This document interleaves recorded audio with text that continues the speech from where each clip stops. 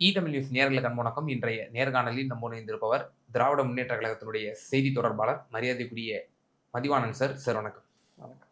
Sir, இன்று காலையில வந்திருக்கக்கூடிய ஒரு சர்ப்ரைஸ் அறிவிப்பு. மகளிர் உரிமை தொகை, சிறப்பு மகளிர் உரிமை தொகையாக ரூ. 5,000 வந்து ஒவ்வொரு அக்கவுண்ட்லயும் வந்து கிரெடிட் ஆயிருக்கு. 1,51,00,000 மகளிருக்கு. ஸோ இது வந்து விமர்சனங்கள் தொடர்ந்து விமர்சையா வைக்கப்படுது. இது தேர்தல் நெருங்கக்கூடிய சமயம். அதனால திட்டமிட்டே இப்படி வழங்கியிருக்கிறாங்க அப்படின்ற ஒரு விமர்சனம் தான் திரு எடப்பாடி பழனிசாமி அவர்கள், எதிர்க்கட்சி துணைத் தலைவர் ஆர்.பி. உதயகுமார் அவர்கள் இது வந்து தேர்தல் ஸ்டண்டா அப்படி பண்ணியிருக்காங்க, வேற ஒண்ணும் இல்ல அப்படின்ற மாதிரிலாம் விமர்சனம். திரு விஜய் அவர்களும் விமர்சனம். தொடர்ந்து இப்படிப்பட்ட விமர்சனம். இது வந்து எப்படி கடந்த பீகார் தேர்தல், மகாராஷ்டிரா தேர்தலெல்லாம் வந்து இப்படிப்பட்ட ஒரு ஃப்ரீ பீஸ குடுத்து மக்கள வந்து கவர்ந்தாங்களோ, அதுபோல அதே ஃபார்முலாவ திமுகவும் கடைபிடிக்குதா அப்படிங்கிற ஒரு விமர்சனம் வைக்கப்படுது. இல்ல, நீங்க எடப்பாடி பழனிசாமிய பொறுத்தவரைக்கும் எடப்பாடி பழனிசாமி என்ன சொல்றாருன்னா, எப்படி வந்து குடுத்தாருன்னு கேட்கிறாரு. இந்த எடப்பாடி பழனிசாமி தான் முதல்ல என்ன சொன்னாரு, ரூ. 1000 மகளிர் உரிமை தொகை குடுக்க முடியும்னு சொல்லும்போது, குடுக்க முடியாதுன்னு சொன்னது இந்த எடப்பாடி பழனிசாமி தான் முதல்ல. 2வது தேர்தல் அறிக்கை விடுறேன்னு சொல்லிட்டு ஒரு ஒரு காமெடி அறிக்கை ஒண்ணு தொடர்ச்சியா விடும்போது, அவரே ரூ. 2,000 குடுக்குறேன்னு சொன்னாரு.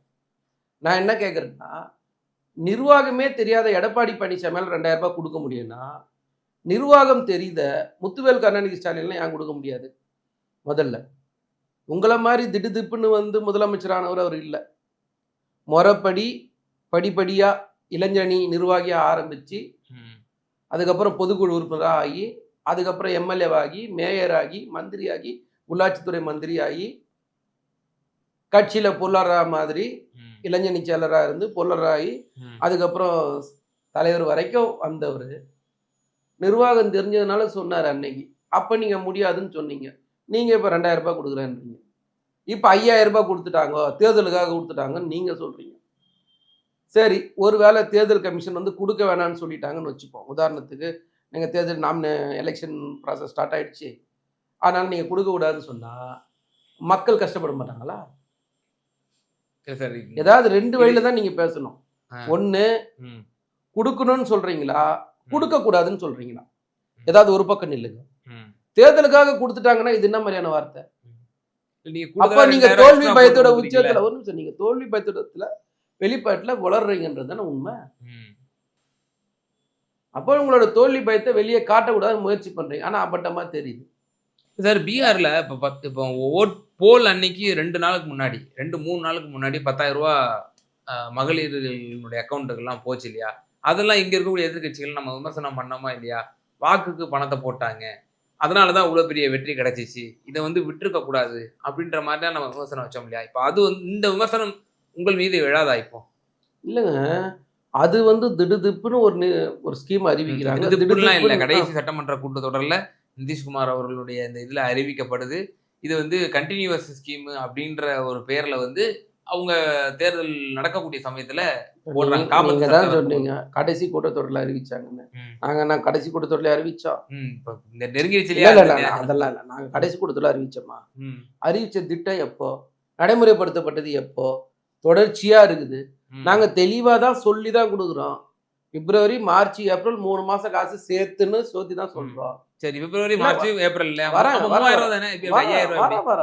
நாங்க மக்களுக்கு முதல்ல சொல்லணும். எந்த வார்த்தையை சொல்லியிருக்கிறோம்னா, நிதி பற்றாக்குறை சரியானதுக்கு அப்புறம் எல்லாருக்குமே கொடுக்கறதுக்கு முயற்சி பண்றன்ற வார்த்தையை சேர்த்து சொல்லியிருக்கோம். சரி, அப்ப நீங்க ஏன் அதை எப்படி எல்லாருக்கும் கொடுப்பேன்னு சொல்லி கேட்க வேண்டியதானே? அப்ப ஏன் யாரும் கேட்கல? இப்ப கொடுத்துட்டோமா, அமல் படிச்சிட்டோமா? கேட்கல இல்ல. அப்ப நாங்க அதுக்கான முயற்சி தானே போயிட்டு இருக்கு. அதுல ஒரு படி தானே இந்த படியும். அது ஏன் உங்களுக்கு கஷ்டமா இருக்குன்னு கேட்கிறேன். உங்களுக்கு தோல்வி பயம் வந்துச்சு சார். மக்கள் கிட்ட போய் மக்கள் உங்களை தொடர்ச்சியா புறக்கணிச்சிட்டாங்க. மக்கள் புறக்கணிச்சோட விளைவு வந்து என்ன, ஏதாவது சொல்லுவாங்களா, எதை தின்னா பித்தம் தெளியும் தெரியாம எதையோ தின்னு பாக்குறீங்க. அதனால உங்களுக்கு தெரிய மாட்டுது. இப்போ உங்களோட பிரச்சனை என்னன்னா, இந்த மக்களுக்கு வந்து இந்த உரிமை தொகை எப்படி போகலாம் என்ற பொறாமையின் வெளிப்பாடா நீங்க இதை பேசுறீங்களே தவிர, அரசியல் காழ்ப்புணர்ச்சியோடு பேசுறீங்களே தவிர, நீங்க வெளிப்படையா ஒரு ஸ்டாண்டுக்கு வாங்க. ஒண்ணு கொடுங்கன்னு சொல்லுங்க, இல்ல கொடுக்காதுன்னு சொல்லுங்க. அதுக்கப்புறம் மக்கள் முடிவு பண்ண போறாங்க உங்களை பத்தி. நீங்க கொடுக்க கூடாதுன்னு சொன்னீங்கன்னா, நீங்க தேர்தல் அறிக்கையில ஏதோ ஒண்ணு சொன்னீங்க பாருங்க, அதெல்லாம் பொய்யா போகும்.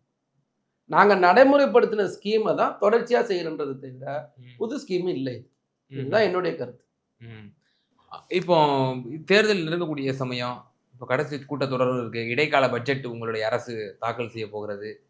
இதுல ஏதேனும் மேலும் பல அறிவிப்புகளோ, மேலும் பல செயல் திட்டங்களோ வந்து மக்களுக்கு பயனடையக்கூடிய விதத்துல ஒரு நல்ல அறிவிப்புகள் வெளியாவதற்கான வாய்ப்புகள் இல்ல இருக்குதுன்னு சார், நம்ம நீங்க எதிர்பார்க்கலாமா? முதல்வர் வந்து ஒரு விஷயத்துல தெளிவா இருக்காரு சார். ம். எந்தெந்த வகையெல்லாம் மக்கள வந்து தூக்கி விட முடியுமோ, அந்தந்த வகையிலலாம் தூக்கி விடணும்னு முடிவு பண்ணிட்டார்.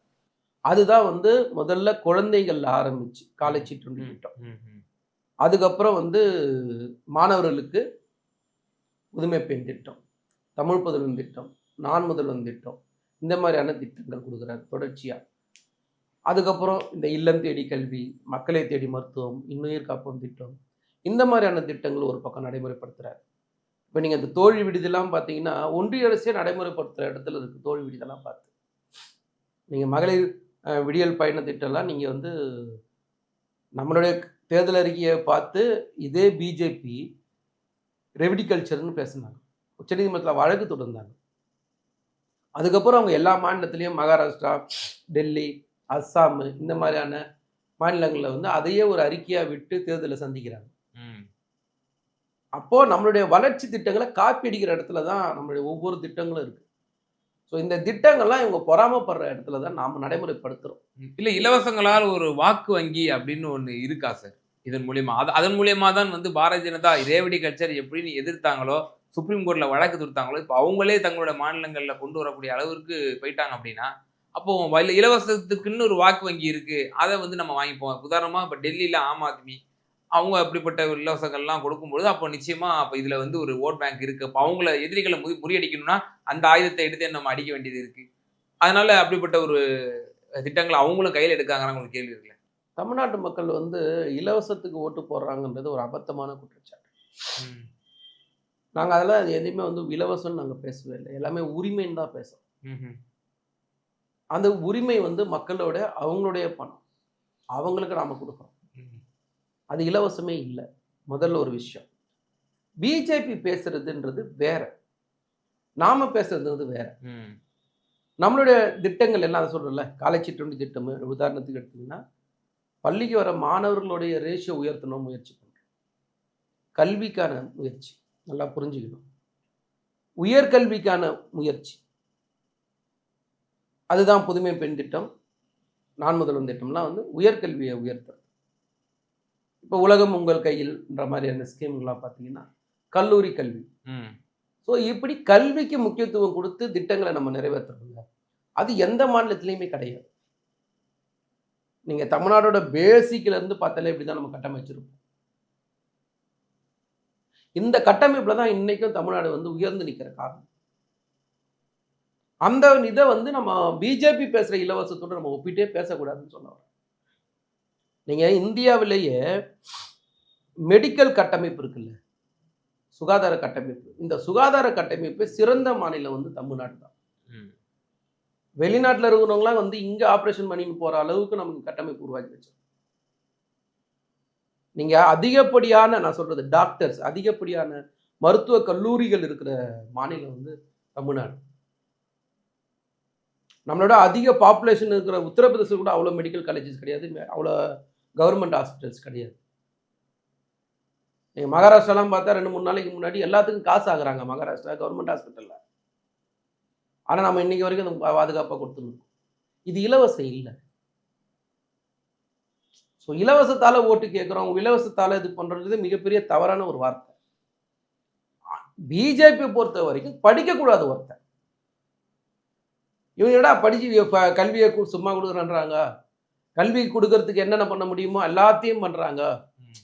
நீங்க எ மதிய உணவு திட்டத்திலிருந்து, சத்து உணவு திட்டத்திலிருந்து தலைவர் கலைஞர் முட்டை குடுத்ததிலிருந்து, இன்னைக்கு காலை சிற்றுண்டி திட்டம் வரைக்கும், இந்த கட்டமைப்பு இருக்குல்ல, கல்வியை உயர்த்தணும்ன்றது, இது எந்த மாநிலத்திலயுமே இருக்காது.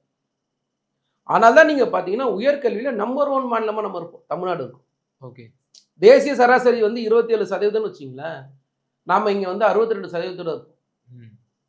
கவர்மெண்ட் அஃபிஷியலாவே 55% சொல்றாங்க. ஒன்றிய அரசு கொடுத்த தரவுப்படி அவங்க 2035ல தான் வந்து 30% இலக்கு நிர்ணயிக்கிறாங்க உயர்கல்வியில. ஆனா நம்மளோட உயர்கல்வி இப்பவே பார்த்தீங்கன்னு வச்சுங்க, 55% இருக்கு அப்படின்னு கவர்மெண்ட் என்ரோல்மெண்ட் ரேஷியோ GER. அப்போ கல்வியை நம்ம எந்த இடத்துல இருந்து உயர்த்திருக்கோம்னு வச்சு பார்க்கணும். ஸோ இங்க இருந்து எத்தனை டாக்டர்ஸ், எத்தனை இன்ஜினியர்ஸ், நீங்க மிகப்பெரிய உலகத்துல இருக்கிற கூகுள்ல இருந்து மைக்ரோசாஃப்ட்ல இருந்து தமிழன் தானே கட்டுப்படுத்துறா. அப்போ அந்த மாதிரியான இதை வந்து நீங்க இலவசமா பார்க்கக்கூடாது, அது உரிமையா பார்க்கணும். ஸோ ஒவ்வொரு தமிழ் குடிமகனுடைய உரிமை அதை கொடுக்குறோன்ற. அதை வந்து பிஜேபி பேசுறது வந்து வேற மாதிரியான கலாச்சாரம். அவங்க இன்னைக்கும் கோமியத்தை குடிக்க சொல்லுவாங்க, நாம அந்த மாதிரி சொல்ல முடியாது. இது வேற மண்ணு. இங்க சாமி நான் அது சாமிக்காக சொல்ல வரல. அத்திவரதர் வந்தா அங்க 5 லட்சம் பேர் சாமி கும்பிடுவாங்க, அது வேற, அரசியல் வேற. ஓகே, அரசியலோடு ஆன்மீகத்தை கலக்க மாட்டாங்க. நம்ம மக்கள் ரொம்ப தெளிவா இருப்பாங்க. அதுதான் அந்த பகுத்தறிவு. பெரியாரோ அண்ணாவோ தலைவர் கலைஞரோ ஊட்டி வளர்த்து இருக்குல்ல, அது இந்த மண்ணுடைய மிகப்பெரிய தன்மை பலம். ஓகே, ஸோ இந்த பலத்துல வந்து நீங்க இதை இலவசமா தயவு செஞ்சு பார்க்காதீங்கன்னு சொல்லுங்க. அது அவங்களோட உரிமை. அந்த உரிமையை இன்னைக்கு நாம நிலைநாட்டிருக்கோம். உடனே இந்த நடிகர் என்ன பார்த்து கொடுத்தாரு, அந்த எதிர்கட்சி எடப்பாடி பழனிசாமி என்ன பார்த்து கொடுத்தாருன்னா, உண்மையாவே நாங்க இந்த பேட்டிக்காக சொல்ல முடியும். முத்துவேல் கருணாநிதி ஸ்டாலின்ன்ற அந்த இமேஜ் இருக்குல்ல, அந்த உழைப்பு இருக்குல்ல, அந்த கட்டமைப்பு இருக்குல்ல, அந்த பிராண்ட் இருக்குல்ல, அதுக்கு முன்னாடி நீங்க எல்லாரும் சேர்ந்து ஏணி வச்சா கூட எட்ட முடியாது உங்களால. அவரோட சிந்தனையும் அவரோட செயல்பாடோ உங்களால முடியவே முடியும். நீங்க ஒரு பிம்பத்தை, போலியான ஒரு பிம்பத்தை நீங்க உருவாக்குறீங்க. இது போலி இல்லை, இது ஒரிஜினல். அதனால்தான் தைரியமா எதிர்க்கிறார். எங்கெல்லாம் எதிர்க்கணும், ஒரு ஒன்றிய அரசை எதிர்க்க வேண்டிய இடத்துல இன்னைக்கு தைரியமா எதிர்க்கிற ஒரு தலைவனா முத்துவேல் கருணாநிதி ஸ்டாலின் இருக்கார். SIR வந்தாலும் முதல்ல எதிர்க்கிறார், டீலிமிட்டேஷன் வந்தாலும் முதல்ல எதிர்க்கிறார், ஆளுநர் அட்ராசிட்டி பண்ணாலும் எதிர்க்கிறார். மொழி உரிமையோ இன உரிமையோ இடஒதுக்கீட்டுக்கு EWS மாதிரியான பிரச்சனைகள் வரும்போது அந்த இடஒதுக்கீட்டுக்கான பிரச்சனையும் தைரியமா எதிர்க்கிறார். ஸோ அந்த தலைவன் தன்னுடைய மக்களுக்காக கொடுக்குற பரிசு தான் இந்த 5000. ஓகே, இதை போய் நீங்க இலவசம் இலவசம் நீங்க அப்படி பார்த்தீங்கன்னா, அதனாலதான் நீங்க எல்லாம் மக்கள் உங்களுக்கு தோல்வியை பரிசா கொடுக்குறாங்க. நீங்க மக்களோட வரவே மாட்டீங்க. மக்களுடைய மனநிலையிலே நீங்க இல்லை. நீங்க முழுக்க முழுக்க எல்லாரும் எப்படி இருக்கீங்கன்னா அவுட் ஆஃப் சிலபஸ்ல இருக்கீங்க. மக்களோட ஒன்றிணையில, மக்களுக்கு என்ன தேவையோ நீங்க அதை பேசல, மக்களுக்கு என்ன கொடுக்கணுமோ அதை நீங்க சொல்லல. ஆனா மக்களுக்காக சிந்திச்சு, சார் எனக்கு தெரிஞ்சு ஒரு உயர்நீதிமன்ற நீதிபதி சொல்றாரு, ஒரு முதலமைச்சர் தன்னால் எவ்வளவு உழைக்க முடியுமோ அதை கடந்து உழைக்கிற முதலமைச்சர் நம்முடைய முதலமைச்சர்னு பேசுறாரு. இதை உங்களால மறுக்க முடியுமா? இல்ல, நீதிபதி கொடுத்த நற்சான்று அதை நம்ம மறுக்க முடியாது. இல்ல அப்புறம் அவரே சொல்றாரு, சார் நான் இந்த 4.5 வருஷத்துல இத்தனை பேப்பர்ல கையெழுத்து போட்டிருக்கேன், இத்தனை கோப்புல கையெழுத்து போட்டிருக்கேன், இத்தனை கிலோமீட்டர் சுத்தி இருக்கிற எல்லா மாவட்டத்துக்கும் போயிருக்கிறேன் அப்படின்னு சொல்றாரு. அதை யாராவது மறுக்க முடியுமா? எந்த பிரச்சனைக்காவது ஒரு ஓடி ஒளிஞ்சிருப்பாரா? எந்த ஒரு பிரச்சனையும் எனக்கு தெரியாதுன்னு சொல்லியிருப்பாரா? எந்த பிரச்சனையா நான் டிவியை பார்த்து தெரிஞ்சுக்கணும்னு சொல்லியிருப்பாரா? கிடையாது. ஓகே சார், நான் வியந்து பார்த்த ஒரே விஷயம் சொல்றேங்க, எல்லாத்தையும் ஒரு மனிதன் இழப்பான், ஆனா தன்னுடைய கௌரவத்தை இழக்க மாட்டான். ஆனா ஒரு பிரச்சனைன்னு வரும்போது ஒரு அம்மா கிட்ட போன் பண்ணி மன்னிப்பு கேட்ட முதலமைச்சர், அந்த அஜித் குமார் லாக்அப். அப்போ அந்த உயரம் இருக்குல்ல, அது எவ்வளவு பெரிய விஷயம்ன்றது நிச்சயமா அந்த இருக்கிறவங்களுக்கு தான் தெரியும். எல்லாத்தையும் உயர்ந்து நிக்கிற ஒரு மனுஷன் தன்னுடைய சுயநலத்துக்காக இதை செய்வாருன்ற நம்பிக்கைலாம் எனக்கு இல்லை. மக்களுக்கு கொடுக்கணும், மக்களுடைய காசு கொடுத்தார். எங்க தேர்தல் கமிஷன் இதுல பிரச்சனை உண்டு பண்ணிட்டோமோன்றதுக்காக ஓகே அந்த தேர்தல் கமிஷனுக்காக நாங்க முன்னாடி பயனிடக்கூடிய மக்களுக்கு தேர்தல் கமிஷனுக்காக நாங்க முன்னாடி கொடுத்தோம், உங்களுக்கு நாங்க பயந்து கொடுக்கல. ஓகே, இறுதியாக எனக்கு ஒரே ஒரு கேள்வி. இப்போ பிரச்சாரம் இன்னும் ஒரு சில நாட்கள்ல துவங்க இருக்கு. குறிப்பாக இப்போ எலெக்ஷன் கோட் ஆஃப் கண்டக்ட் வந்துருச்சுன்னா காபந்து சர்க்காரா இந்த அரசு மாறிடும். நீங்க ஆட்டோமேட்டிக்கா இப்போ தேர்தல் சந்திக்க வேண்டியது வரும். நீங்க களத்துக்கு போகணும், திராவிட முன்னேற்ற கழகம். ஸோ எதை கேட்டு மக்களிடம் வாக்க நீங்க கேட்பீங்க? என்ன நேரேட்டிவை நீங்க செட் பண்ண போறீங்க இந்த சட்டமன்ற தேர்தலை பொறுத்த மட்டும்? சார், எங்களை பொறுத்த வரைக்கும் இந்த 4.5 வருஷம் சாதனை இருக்கு சார். எங்களுடைய திட்டங்கள் இருக்கு சார். எங்களுடைய திட்டங்களை நாங்கள் மக்கள்கிட்ட சொன்னாலே முக்கால்வாசி நாங்கள் வெற்றி போடுவோம் சார். அளவிமான மாற்று கருத்து கிடையாது. ஓகே, முதல்ல. ரெண்டாவது இந்த மண்ணை யார் ஆளணும், யார் ஆளக்கூடாது. ஓகே. அதோட காவல் எல்லை தெய்வமா என்ன பொறுத்த வரைக்கும் முத்துவேல் கருணாநிதி ஸ்டாலின் இருக்கு. இந்த மண்ணுக்கு ஒரு பிரச்சனைனா முதல்ல குரல் கொடுக்கறதுக்கு ஒரு தலைவன் வேணும். ஓடி ஒளிஞ்சு 70 நாள் 75 நாள் வீட்டுக்குள்ள பூந்துக்கிற தலைவன் தேவையில்லை. சரிங்களா? எதுவா இருந்தாலும் நான் டேபிள் கீழே தான் போய் படுப்பேன்ற தலைவன் வேண்டாம். எதுவா இருந்தாலும் எனக்கு வேணா காலையாவது தேடினுங்கிற தலைவன் வேண்டாம். சுயமரியாதையோட நிமிர்ந்து நிக்கிற தலைவர் வேணும். சுயமரியாதையோட நமக்கு ஒரு உரிமைனா கேட்கிற இடத்துல ஒரு தலைவர் வேணும். இது எல்லாம் இருக்கிற ஒரே ஒரு தலைவர் வந்து முத்துவேல் கருணாநிதி ஸ்டாலின் தான். ஓகே. எங்ககிட்ட சாதனை இருக்கு. இந்த மண்ணுக்காகவும் இந்த மக்களுக்காகவும் இந்த மொழிக்காகவும் இந்த இனத்துக்காகவும் போராடக்கூடிய தெம்பும் திராணியமும் இருக்கு. அப்படியாப்பட்ட ஒரு தலைவரை முன்னிறுத்தி இந்த தேர்தலை நாங்கள் சந்திப்போம். என்னை பொறுத்த வரைக்கும் தலைவர் தளபதி சொன்ன மாதிரி வெல்வோம் 200 படைப்போம் புது வரலாறுன்றதை நிச்சயமா இந்த தேர்தலோட முடிவில் தமிழ்நாட்டு மக்களும் ஒட்டுமொத்த இந்திய மக்களும் இதை பார்ப்பாங்க. நிச்சயமா சார். இந்த இன்றைய தினம் அறிவிக்கப்பட்டக்கூடிய இந்த சிறப்பு மகளிர் உதவித்தொகை அதனுடைய விளக்கம் மக்களுக்கு எப்படி போய் கொண்டு போய் சேர வேண்டும், எதிர்க்கட்சிகள் வைக்கக்கூடிய இந்த குற்றச்சாட்டுகள், இது சம்பந்தமாக ரொம்ப டீட்டெயில்டாக உங்களுடைய கருத்துக்களை வந்து எங்கள் நேயர்களுக்கு பகிர்ந்தீங்க. ரொம்ப நன்றி.